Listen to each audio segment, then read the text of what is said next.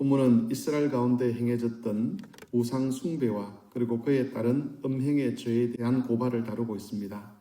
11절을 보시면 이스라엘이 왜 우상 숭배에 또 음행에 빠져들게 되었는가를 기술하고 있습니다.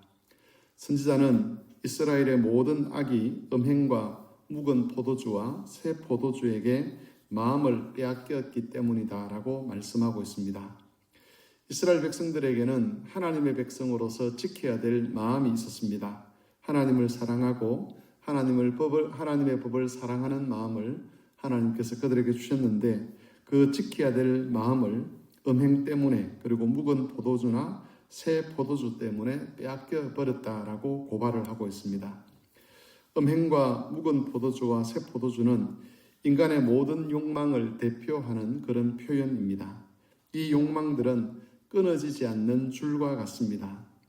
하나님의 은혜를 깨닫고 체험할 때는 잠시 사라지는 것처럼 보이지만 어느 순간인가 다시 되살아나서 사람들의 마음을 장악하고 하나님에게서 성도의 마음을 돌려버리는 그런 일들을 합니다. 12절 이하에서는 이런 욕망들에게 마음을 빼앗기고 나면 어떤 일들이 일어나는가가 기술되어 있습니다. 12절에서는 백성들이 나무에게 묻고 그 막대기가 그들에게 고한다라고 되어 있습니다. 그리고 음란한 마음에 미혹되어서 하나님을 버리고 음행을 행한다고 고발을 합니다. 이것은 우상 숭배하는 자들의 제사의 모습을 묘사한 것으로 보입니다. 산 위에 있는 나무 아래에서 제사를 지내면서 그 제사 중에 음란한 행위도 함께 하고 있습니다. 나무에게 묻는다는 것은 보편적으로 보면 어리석은 일처럼 보입니다. 나무는 인간의 질문을 받고 또 그것에 대답해 줄 만한 그런 능력이 있는 존재가 아니지 않습니까? 그러나 마음을 빼앗기고 나면 상식이 통하지 않게 됩니다. 온전한 판단력을 상실하게 되고 어리석은 시대의 풍조를 따라서 나무에게 무슨 능력이 있는 것처럼 생각하게 되고 그 나무를 향하여 제사하고 그 나무에게서 어떤 답을 얻으려고 한다는 것이지요. 그리고 우상 숭배 제사에는 항상 음행이 동반이 되었습니다. 바알 신전의 예를 들어 보면 제사장들 중에는 여사제들이 많이 있었습니다.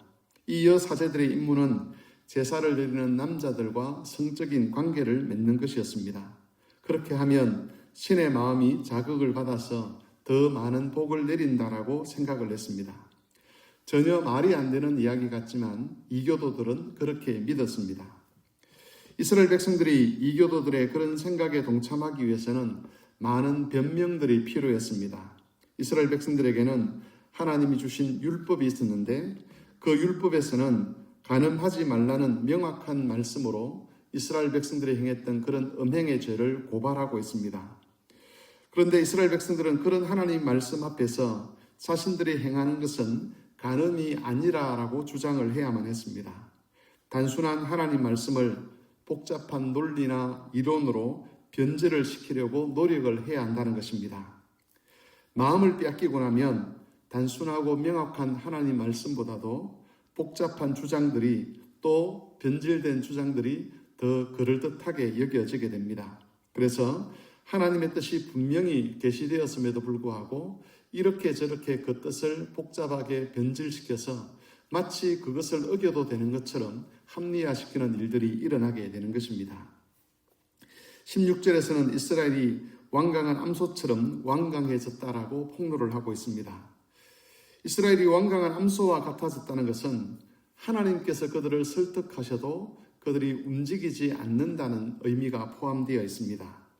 마음이 굳어져 버렸기 때문에 어떤 위협이나 권면도 이스라엘에게는 통하지를 않았습니다. 마치 거대한 바위처럼 사람이 아무리 힘을 가해도 전혀 움직여지지 않는 그런 상태처럼 되어버렸습니다. 음행과 묵은 포도주와 새 포도주에게 마음을 빼앗기고 나면 이 세상의 욕망의 마음을 빼앗기고 나면 완강한 암소처럼 완강하게 되어버리는 겁니다. 그러면서 18절에 있는 것처럼 그런 사람들은 부끄러운 일을 좋아하게 됩니다.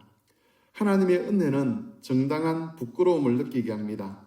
잘못된 일을 하면 양심의 가책을 받게 되고 그것 때문에 부끄러움과 수치를 느끼게 되는 것이죠.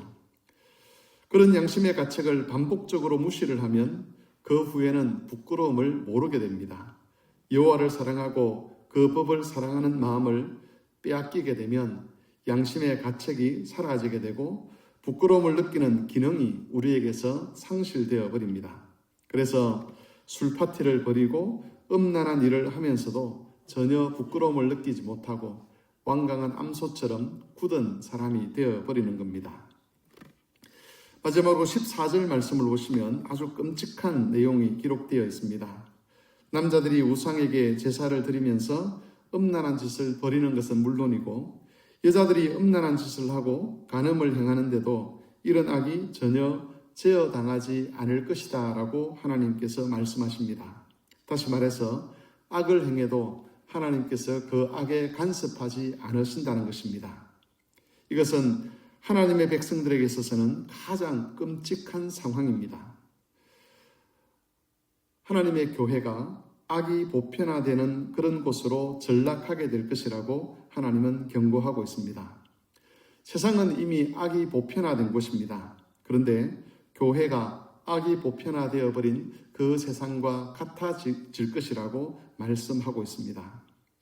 우리 한국 교회를 보면 지금은 그나마 교회와 세상이 좀 달라 보이는 것이 사실입니다. 아무리 교회가 세속화되었다 그래도 여전히 교회는 세상보다 더 나아 보입니다. 그러나 만일 악이 계속된다면 악을 행하는 자들이 있음에도 불구하고 교회가 정당한 정화의 노력들을 하지 않는다면 어느 순간인가부터 하나님의 간섭이 사라지고 교회가 세상처럼 변하고 말 것입니다. 그러므로 우리는 교회가 하나님이 주신 권위와 말씀을 가지고 정당한 치리와 권증을 통해서 악을 제어하도록 기도하고 협조를 해야만 합니다. 우리의 마음이 다른 것에 빼앗기지 않도록 지켜주시기를 기도해야 되고 하나님 말씀이 유일한 기준이 되어서 그 말씀을 기준으로 모든 교인들의 삶이 이루어지게 해달라고 기도를 해야 되고 특별히 치리권을 받은 당회가 그런 성도들의 삶을 잘 살펴서 악이 교회 안에 용납되지 못하도록 그 역할을 잘하도록 기도하고 협조를 해 가야만 하는 것입니다. 그래야만 교회는 교회로서의 거룩함을 지켜낼 수가 있고 세상과 구별된 공동체로서 하나님의 뜻을 향하여 나아갈 수가 있을 것입니다. 이 말씀을 기억하시고 오늘 하루도 주를 사랑하고 주의 말씀을 사랑하는 그 마음을 잘 지켜가시고 그 마음 안에서 주와 동행하는 삶을 이어가는 그런 성도들이 되시기를 바랍니다.